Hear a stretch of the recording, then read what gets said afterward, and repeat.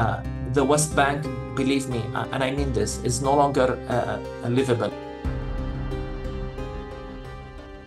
You spoke with the Archbishop of Canterbury. What did you speak about with him, and also in the recent interviews that you've been giving as well? The goal is to continue to first advocate for a ceasefire. The fact that it's been 11 months doesn't mean that we should stop talking about Gaza, but also to raise a very, very urgent, and I can't emphasize that enough, very urgent alarm about what's happening in the West Bank and what looks to be about to happen in the West Bank. Israeli officials are openly saying the West Bank is next or should be next. And the fact that the amount of incursions, attacks, settler violence, land annexation, coupled with the political decision that there will never be a Palestinian state, which means let's just annex the rest of the West Bank. Whatever land we can, let's annex it now. Let's take advantage of the opportunity.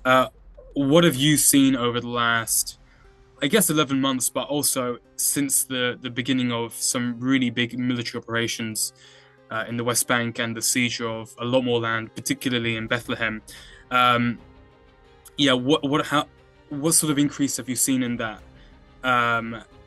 So several roads were blocked, completely blocked. Roads that take us out of Bethlehem or into Bethlehem.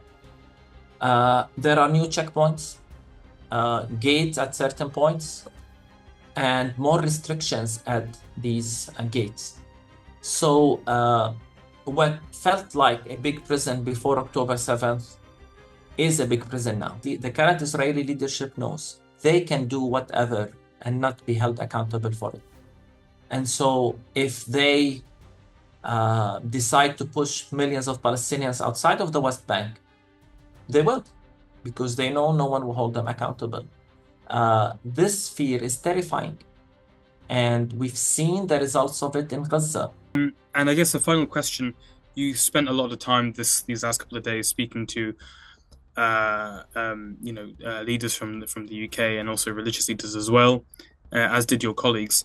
So I wanted to ask, what message do you want to send to people within the UK, your Christian brothers and sisters as well, worldwide, about the situation in Palestine?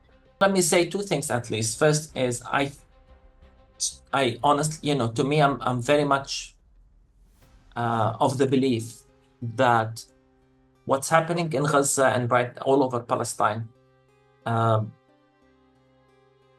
is something that demands all people of faith to speak up with courage and conviction. And so if you're really concerned about the Christian presence, then you must work for justice for all Palestinians. This is the only way that will enable us to stay in this land. At this rate, we're broken to see one family after the other leave because of this difficult political reality and because of frustration. The West Bank, believe me, and I mean this, is no longer livable.